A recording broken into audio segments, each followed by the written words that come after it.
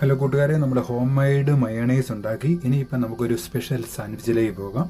അതിന് വേണ്ടുന്ന സാധനങ്ങൾ മഞ്ഞൾപ്പൊടി, മുളക് പൊടി, പിന്നെ ജീരകപ്പൊടി, ഇതാണ് നമുക്ക് മെയിനായിട്ട് വേണ്ടുന്നത്. പിന്നെ ചിക്കൻ ചോപ്പ് ചെയ്തത്, ഗ്രീൻ ചില്ലി, പിന്നെ ഒനിയൻ, പിന്നെ 4 സ്ലൈസ് ബ്രെഡ് നമുക്ക് ഈ സാൻഡ്വിച്ചിന് വേണ്ടി ഉപയോഗിക്കാം. അതിന് നമ്മൾ അല്പം ഓയിലിൽ നമ്മുടെ ഈ മസാല, മഞ്ഞൾപ്പൊടിയും മുളക് പൊടിയും ഈ ജീരകപ്പൊടിയും കൂടെ അല്പം ഒന്ന് ചെറുതായിട്ടൊന്ന് മൂപ്പിക്കണം. അപ്പം അതിൻ്റെ റോ ഫ്ലേവർ ഒന്ന് കളയാൻ വേണ്ടി അത് മൂപ്പിച്ചതിന് ശേഷം കരിയാൻ പാടില്ല, ലൈറ്റായിട്ടൊന്ന് മൂപ്പിക്കാനേ പാടുള്ളൂ. അതിനകത്ത് മയണൈസ് നമുക്ക് അതിനകത്ത് മിക്സ് ചെയ്ത് ഫോൾഡ് ചെയ്യണം.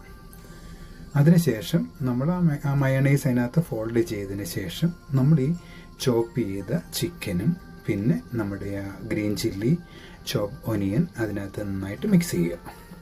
നന്നായിട്ട് മിക്സ് ചെയ്തതിന് ശേഷം നമ്മൾ ബ്രെഡ് സ്ലൈസ് എടുത്ത് അല്പം ബട്ടർ മെൽറ്റ് ചെയ്ത് നമ്മൾ വെച്ചതിന് ശേഷം ആ ബട്ടർ മെൽറ്റ് ചെയ്ത് വെച്ചിട്ട് ആ ബട്ടർ നമ്മുടെ ബ്രെഡിൽ അപ്ലൈ ചെയ്ത് കൊടുക്കണം.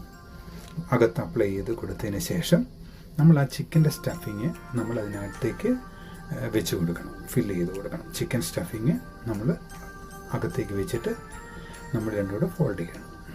നന്നായിട്ട് കവർ ചെയ്ത് നമ്മൾ പാൻ ലൈറ്റായിട്ട് ചൂടാക്കിയിട്ട് അതിനകത്ത് നമ്മൾ എന്ത് ചെയ്യണം, ഈ ക്ലാരിഫൈഡ് ബട്ടർ ഒഴിച്ചു കൊടുക്കണം. എന്നിട്ട് നമ്മൾ ഈ ഉണ്ടാക്കി വെച്ച സാൻഡ്വിച്ച് അതിനകത്ത് വെച്ച് നമ്മൾ ടോസ്റ്റ് ചെയ്യണം.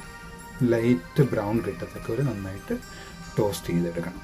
2 സൈഡും നന്നായി ടോസ്റ്റ് ചെയ്തെടുത്തതിന് ശേഷം നമ്മളത് എൻഡ് കട്ട് 4 സൈഡ് കട്ട് ചെയ്ത് കളഞ്ഞതിന് ശേഷം 2ആയിട്ട് മുറിച്ച് നമുക്ക് ചിപ്സ്, ഫ്രഞ്ച് ഫ്രൈസ് ചിപ്സിൻ്റെ കൂടെ കഴിക്കാവുന്നതാണ്. അതിന് നമുക്ക് അല്പം മയണൈസും കെച്ചപ്പും കൂടെ അതിനോട് ചേർത്ത് ഏറ്റവും നല്ല രുചികരമായ നമുക്ക് ഈവനിങ് സ്നാക്സായിട്ട് കഴിക്കുന്നതാണ്.